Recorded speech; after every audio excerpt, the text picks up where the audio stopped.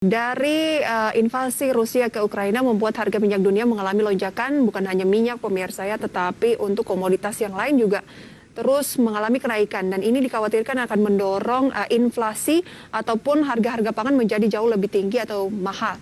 Untuk membahas peluang market pada sore hari ini, kami akan berbincang tentunya bersama dengan Pak Parningotan Julio. Ini adalah selaku Senior Fund Manager Pacific Capital Investment. Pak Parningotan, selamat sore. Halo, selamat sore. Selamat sore. Thank you buat waktunya sore hari ini Pak Parningotan. Market kita kembali rebound setelah kemarin turun cukup dalam juga melihat reaksi dari invasi Rusia ke Ukraina yang membuat saham-saham Asia juga rata-rata tumbang di atas 3%, tapi masih bagus. IHSG-nya turunnya cuma 1% lebih dan rebound hari ini meskipun nggak mampu balik ke 69 lagi gitu. Tapi asing terus membukukan net buy untuk satu minggu 4,55 triliun rupiah, dan kalau ngambil year to date ya atau dari awal tahun 23,88 triliun rupiah. Peluang market kita akan seperti apa sih Pak Parningotan? Iya, kalau kita lihat sih sebenarnya untuk pengaruh daripada secara langsung ya untuk daripada perang ini sih harusnya nggak terlalu banyak kita gitu ya untuk yang langsungnya. Namun kalau dari sisi apa namanya keuntungannya, kalau kita bisa lihat harga komoditas yang menguat tentunya akan menjadi sentimen positif ya buat perusahaan saham buat Indonesia sih sebenarnya lebih tepatnya. Oke. Namun negatifnya tadi oilnya juga naik sih, kita kan sudah imported oil juga gitu. Iya. Tapi ada peluang-peluang yang tetap bisa dimanfaatkan di tengah harga oil ini, mungkin dari harga-harga saham komoditas yang hari ini banyak yang profit taking, mungkin bisa di buy on weakness, Pak Parningotan, atau gimana?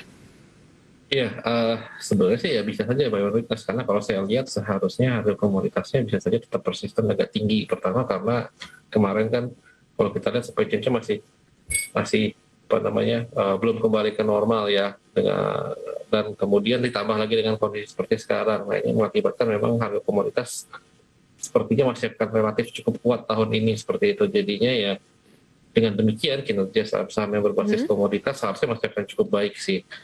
Nah, kalaupun memang mau beli ya bisa saja untuk buy on weakness, karena memang kenaikan kemarin relatif sudah cukup besar ya. Gitu.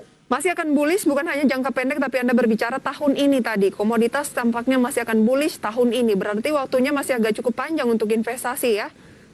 Ya masih tergantung sih sebenarnya, kalau kita lihat masih kebanyakan masih bisa untuk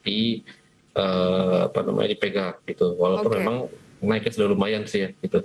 Sebelum kita bahas lebih jauh mengenai saham-saham yang Anda rekomendasikan, apakah masih sektor energi atau yang lain, tadi saya sempat berbincang bersama dengan BTN gitu, dan mengulas terkait dengan kinerjanya di tahun 2021 dan peluang di tahun 2022.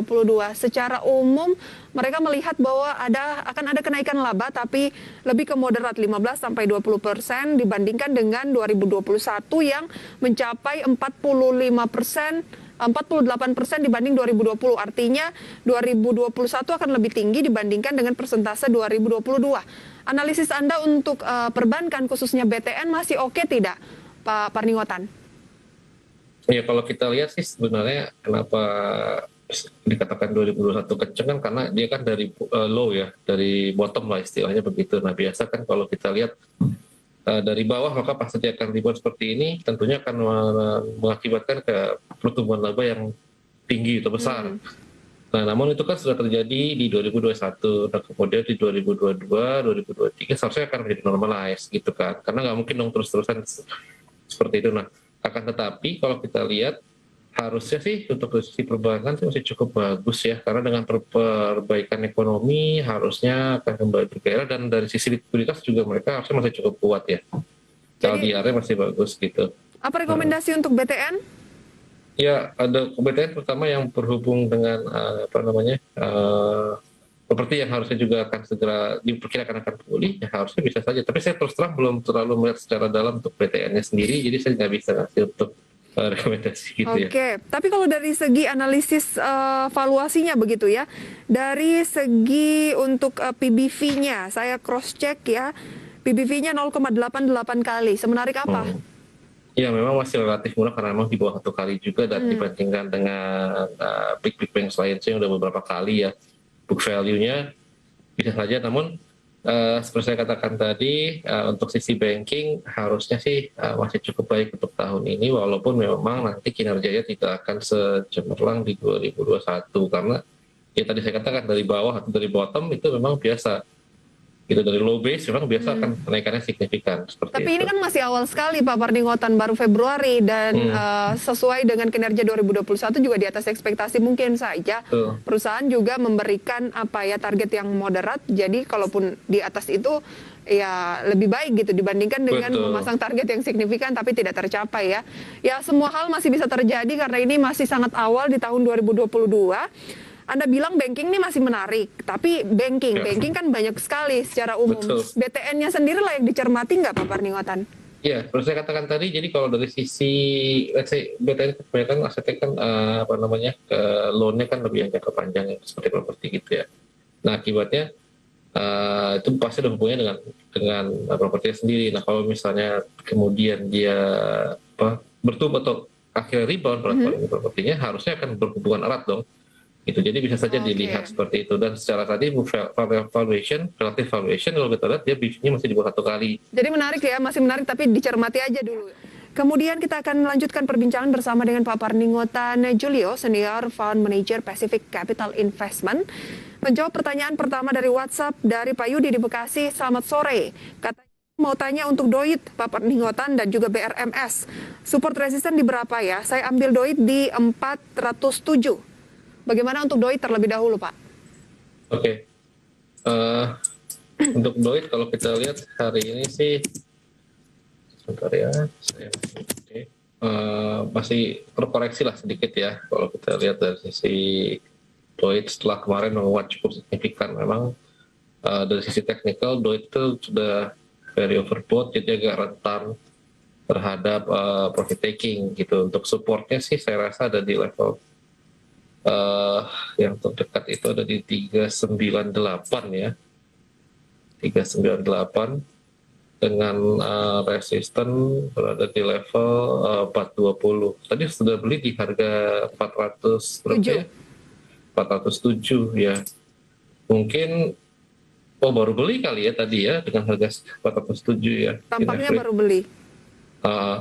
Ya kalau saya rasa paling mungkin yang bisa dilihat adalah dari sisi supportnya tadi, mungkin kita bisa lihat apabila dia break ke bawah support tadi, itu bisa menjadi area untuk stop loss kali ya, seperti itu. Oke, cermati 398 jangan sampai jebol ke bawah ya, itu bisa menjadi area stop loss. Peluangnya memang lebih cenderung akan turun dulu ya Pak Pardinggotan? Betul, karena kenaikannya sudah sangat signifikan sih kalau kita lihat ya. Beberapa waktu belakangan ini naiknya sudah besar sekali. Iya, dalam 1 bulan terakhir 52%, 1 minggu terakhir 18%. Jadi peluang koreksi menurut Pak Pardinggotan akan lebih besar. Kalau BRMS 165? Iya, BRMS beli di 165, berarti dengan sekarang udah untung banget ya gitu. Dan kalau kita lihat trennya memang masih sangat-sangat bullish, cuma memang sama seperti Doit tadi, relatif bisa dikatakan sudah overbought. Kalau jadi saya sih mungkin akan saya hold dulu sih gitu, karena secara umum tadi saya katakan tadi trennya bullish ya gitu. Jadi dengan target sekarang itu sebenarnya sudah bisa dikatakan tertinggi dalam beberapa tahun belakangan ini, bahkan sebenarnya all time high sih sebenarnya. Jadi hold dulu ya. Hold dulu ya. Peluang selanjutnya dengan kenaikan 10% hari ini ada batas atas berikut di level berapa kira-kira targetnya? Oke, kalau dari sini sih saya lihat mungkin 200? Angka psikologis 200 bisa saja dijadikan resisten yang bisa dilihat ya, betul. Oke, maintain saja keuntungan yang sedang terjadi saat ini ya. Waspada kalau terjadi pembalikan arah di posisi berapa? Ya, jadi misalnya kalau dia let's say turun ke bawah 176 itu udah bisa jadi area untuk take profit dulu sih gitu ya. Tapi kalau mau di bawah 180 juga nggak apa-apa, siapa tahu khawatir. Baik, 180 ya. Dari Korea Selatan, wah jauh sekali nih, dari Mas Baus. Selamat sore Korea Selatan. Mau nanya IPTV, udah punya di 175, sarannya bagaimana katanya? IPTV 175 ya, oke. Ini saham yang juga kinerjanya cukup apik. dalam 1 bulan 43%, tapi 1 minggu ini sudah turun 22%. Iya, di 175. Jadi memang secara umum kalau kita lihat setelah pada perdagangan kemarin dia break ke bawah level 138, itu akan menjadi sinyal dia sudah reversal di trend bearish. Jadi kalau saya sih akan melihat pada saat ada kemungkinan misalnya dia nanti akan pullback menguji resisten 138 lagi. Nah itu kalau dia tidak tembus bisa menjadi area untuk stop loss ya, atau sell off strength gitu sih. Oke, daripada kerugiannya lebih dalam, Betul, cut karena loss terus di sudah posisi reversal. sekarang lebih baik tunggu reversal, cut loss di level tersebut. Tapi kalau ternyata reversalnya tidak terjadi dan lebih turun lagi dari 126 saat ini, Pak Parningotan, batasi resiko di posisi berapa? Ya, mungkin bisa begitu dibuka sekali lagi dia tidak ada pullback dan malah terjadi penurunan kembali, itu bisa jadi area untuk langsung cut loss saja sih. Siap-siap jual saja, lepas saja untuk IPTV daripada turun lebih dalam. Tapi kalau misalnya pembukaan Senin ada pullback, ya siap-siap juga untuk jual di kenaikan itu ya, Pak Parningotan ya. Betul. Agak berat untuk balik lagi ke posisi pembelian 170-an. Baik, keputusan trennya bearish, betul. Trennya bearish. Keputusan investasi kembali ke Anda pemirsa.